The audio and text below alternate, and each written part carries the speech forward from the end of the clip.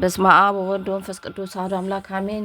የዮሐንስ ራእይ ምዕራፍ 12 ታላቅ ምልክትም በሰማይ ታየ። ፀሐይን ተጎናጽፋ ጨረቃ ከእግሮቿ በታች ያላት በራሷ ላይ 12 ከዋክብት አክሊል የሆነላት አንዲት ሴት ነበረች። እርሷም ጸንሳ ነበር፣ ምጥም ተይዛ ልትወልድ ተጨንቃ ጮኸች።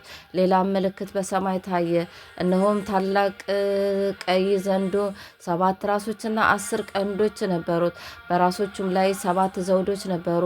ጅራቱም የሰማይን ከዋክብት ሲሶ እየሳበ ወደ ምድር ጣላቸው።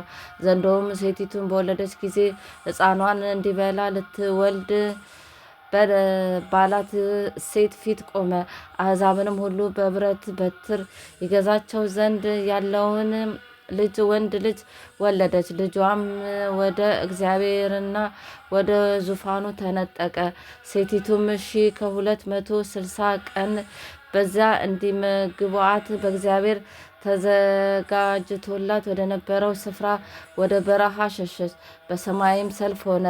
ቅዱስ ሚካኤልና መላእክቱ ዘንዶውን ተዋጉ።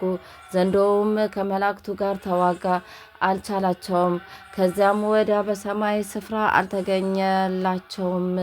ዓለሙንም ሁሉ የሚያስተው ዲያብሎስና ሰይጣን የሚባለው ታላቁ ዘንዶ እርሱም የቀደመው እባብ ተጣለ፣ ወደ ምድር ተጣለ። መላእክቱም ከእርሱ ጋር ተጣሉ። ታላቅም ድምፅ በሰማይ ሰማው እንዲህ ሲል፣ አሁን የአምላካችን ማዳንና ኃይል መንግስትም የክርስቶስም ስልጣን ሆነ። ቀንና ሌሊትም በአምላካችን ፊት የሚከሳቸው የወንድሞቻችን ከሳሽ ተጥሏልና እነርሱም ከበጉ ደም የተነሳ ከምስክራቸው ቃል የተነሳ ድል ነሱት። ነፍሳቸውንም እስከ ሞት ድረስ አልወደዱም። ስለዚህ ሰማይና በውስጡ የምታድሩ ሆይ ደስ ይበላችሁ፣ ለምድርና ለባህር ወዮላቸው።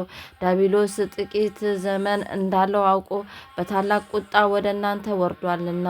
ዘንዶውም ወደ ምድር እንደተጣለ ባየ ጊዜ ወንድ ልጅ የወለደችውን ሴት አሳደዳት። ከእባቡም ፊት ርቃ አንድ ዘመናትንም የዘመንንም እኩሌታ ወደምትመገብበት ወደ ስፍራዋ ወደ በረሃ እንድትበር ለሴቲቱም 2 የታላቁ ንስር ክንፎች ተሰጣት። እባቡም ሴቲቱ በወንዝ ውሃ ከአፉ በስተኋላ አፈሰሰ። ምድሪቱም ሴቲቱን ረዳቻት። ምድሪቱም አፏን ከፍታ ዘንዶው ከአፉ ያፈሰሰውን ወንዝ ዋጠችው። ዘንዶውም በሴቲቱ ላይ ተቆጥቶ የእግዚአብሔርን ትእዛዝ የሚጠብቁትን የኢየሱስም ምስክር ያላቸውን ከዘርዋ የቀሩትን ሊወጋ ሄደ። በባህርም አሸዋ ላይ ቆመ። ምዕራፍ 13 አንድም አውሬ ከባህር ሲወጣ አየው። 10 ቀንዶችና 7 ራሶች ነበሩት። በቀንዶቹም ላይ 10 ዘውዶች፣ በራሶቹም ላይ የስድብ ስም ነበረ። ያየሁትም አውሬ ነብር ይመስል ነበር። እግሮቹም እንደ ድብ እግሮች፣ አፉም እንደ አንበሳ አፍ ነበሩ። ዘንዶም ኃይሉንና ዙፋኑን ትልቅም ስልጣን ሰጠው። ከራሶቹም ለሞት እንደታረደ ሆኖ አንዱን አየው። ለሞቱ የሆነውም ቁስል ተፈወሰ። ምድርም ሁሉ አውሬውን እየተከተለ ተደነቀ። ለዘንዶም ሰገዱለት፣ ለአውሬውም ስልጣን ሰጥቶታልና። ለአውሬውም አውሬው ማን ይመስለዋል? የእርሱንስ ሊወጋ ማን ይችላል? እያሉ ሰገዱለት። ታላቁንም ነገር ስድብን የሚናገርበት አፍ ተሰጠው። በ42 ወርም እንዲሰራ ስልጣን ተሰጠው። እግዚአብሔርንም ለመሳደብ ስሙንና ማደሪያውንም በሰማይ የሚያድሩትን ሊሳደብ አፉን ከፈተ። ቅዱሳንንም ሊወጋ ዘንድ ድልም ያደርጋቸው ዘንድ ተሰጠው። በነገድና በወንዝም በቋንቋም በሕዝብም ሁሉ ላይ ስልጣን ተሰጠው። ከዓለምም ፍጥረት ጀምሮ ለታረደው በግ ሕይወት መጽሐፍ ስሞቻቸው ያልተጻፉ በምድር የሚኖሩ ሁሉ ይሰግዱለታል። ጆሮ ያለው ቢኖር ይስማ ይማረክ። ይማረክ ዘንድ ያለው ማንም ቢኖር ወደ ምስክርነት ይሄዳል። በሰይፍ የሚገድል ማንም ቢኖር ራሱ በሰይፍ እንዲገደል ይገባዋል። የቅዱሳንን ትዕግስትና እምነት በዚህ ነው። ሌላም አውሬ ከምድር ሲወጣ አየው። የበግ ቀንዶች የሚመስሉ 2 ቀንዶችም ነበሩት። እንደ ዘንዶም ይናገር ነበር። በፊተኛው አውሬ ስልጣን በእርሱ ፊት ሁሉን ያደርጋል። ለሞቱ የሆነውም ቁስል ተፈወሰለት። ለፊተኛው አውሬ ምድርና በእርሱ የሚኖሩት እንዲሰግዱለት ያደርጋል። እሳትንም እንኳን ከሰማይ ወደ ምድር በሰው ፊት እስኪያወርድ ድረስ ታላላቆችን ምልክቶች ያደርጋል። በአውሬውም ፊት ያደርግ ዘንድ ከተሰጡት ምልክቶች የተነሳ በምድር ለነበረውና በሕይወት ለኖረው ለአውሬው ምስልን እንዲያደርጉ በምድር የሚኖሩትን ይናገራል። የአውሬው ምስል ሊናገር እንኳን ለአውሬው ምስል የማይሰግዱለትን ሁሉ ሊያስገድላቸው ለአውሬው ምስል ትንፋሽ እንዲሰጠው ተሰጠው። ታናናሾችና ታላላቆች፣ ባለጠጋዎች፣ ድሃዎችም፣ ጌቶችና ባሪያዎችም ሁሉ በቀኝ እጃቸው ወይም በግንባራቸው ምልክት እንዲቀበሉ የአውሬው ስም ወይም የስሙ ቁጥር ያለው ምልክት የሌለበት ማንም ሊገዛ ወይም ሊሸጥ እንዳይችል ይደረጋል። ጥበብ በዚህ አለ። አእምሮ ያለው የአውሬውን ቁጥር ይቁጠረው፣ ቁጥሩ የሰው ቁጥር ነውና። ቁጥሩም 666 ነው።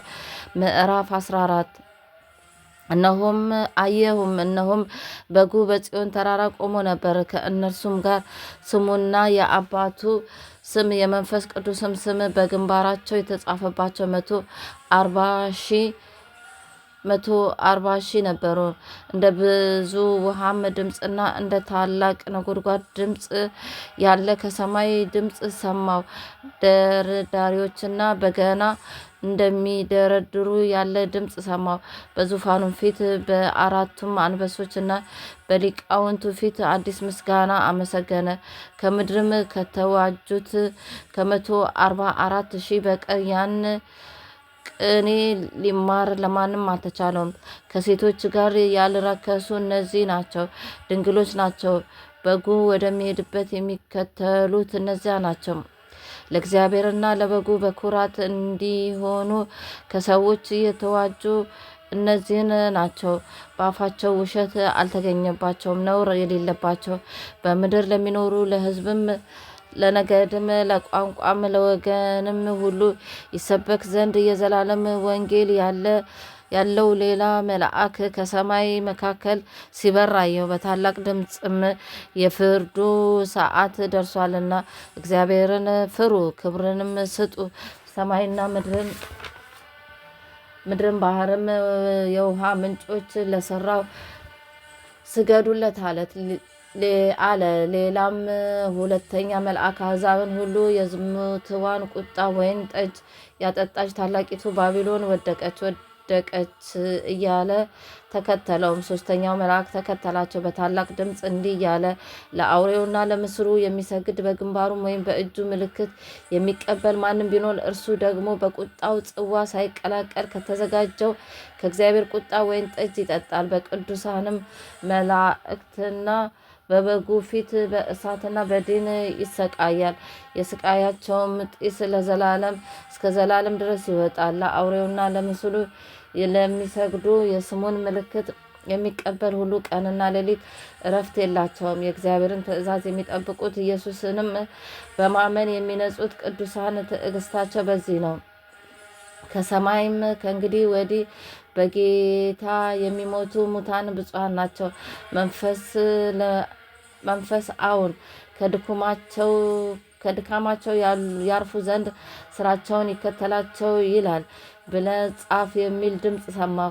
አየሁም፣ እነሆ ነጭ ደመና፣ በደመናውም ላይ የሰውን ልጅ የሚመስል ይቀመጥ ነበር። በራሱም ላይ የወርቅ አክሊል፣ በእጁም ስለታም ማጭድ ነበረው።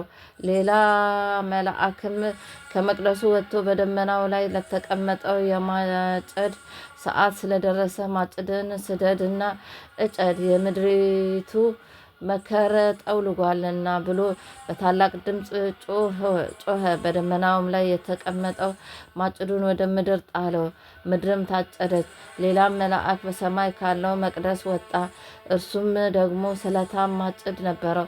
በእሳትም ላይ ስልጣን ያለው ሌላ መልአክ ከመሰዊያው ወጥቶ ስለታም ማጭድ ያለውን ከዘለላዎቹን ፈጽመው በስለዋልና ስለታሙን ማጭድን ስደድና በምድር ያለው የወይን ዛፍ ዘለላዎች ቁረጥ ብሎ በታላቅ ድምፅ ጠራ። መልአኩም ማጭዱን ወደ ምድር ጣለው። በምድርም ካለው ከወይን ዛፍ ቆርጦ ወደ ታላቁ ወደ እግዚአብሔር ቁጣ መጥመቂያ ጣለ። የወይኑ መጥመቂያ ከከተማ ውጭ ተረገጠ። እስከ ፈረሶችም ልጓም የሚደርስ ደም ርቀት 1600 ምዕራፍ ሆኖ ከመጥመቂያው ወጣ። ዘበሰማያት ይትቀደስ ስምከ ትምጻእ መንግሥትከ ወይኩን ፈቃድከ በከመ በሰማይ ከማሁ በምድር ሲሳየነ ዘለለዕለትነ ሀበነ ዮም ወኅድግ ለነ አበሳነ ወጌጋየነ ከመ ንሕነኒ ንኅድግ ለዘአበሰለነ ኢታብአነ እግዚኦ ውስተ መንሱት አላድኅነነ ወባልሐነ እምኩሉ እስመ ዘአከ ይእቲ መንግሥተ ኃይል ወስብሐት ለዓለመ ዓለም። በሰላም ቅዱስ ገብርኤል መልአክ ወእግዝእትየ ማርያም ሰላም ለኪ ድንግል በሕሊናኪ ወድንግል በሥጋኪ እመ እግዚአብሔር ጸባኦት ሰላም ለኪ ብሩክት አንቲ እማ አንስት ወቡሩክ ፍሬ ከርሥኪ ተፈሥሒ ፍስሕት ኦ ምልዕተ ጸጋ እግዚአብሔር ምስሌኪ ሰአሊ ወጸልዩ አብ ፍቁር ወልድኪ ኢየሱስ ክርስቶስ ከመ ይሠረይ ለነ ኃጣውኢነ። ክብር ምስጋና ይሁን አንድ አምላክ ለሚሆን ለአብ ለወልድ ለመንፈስ ቅዱስ ዛሬም ዘወትርም ለዘላለሙ አሜን።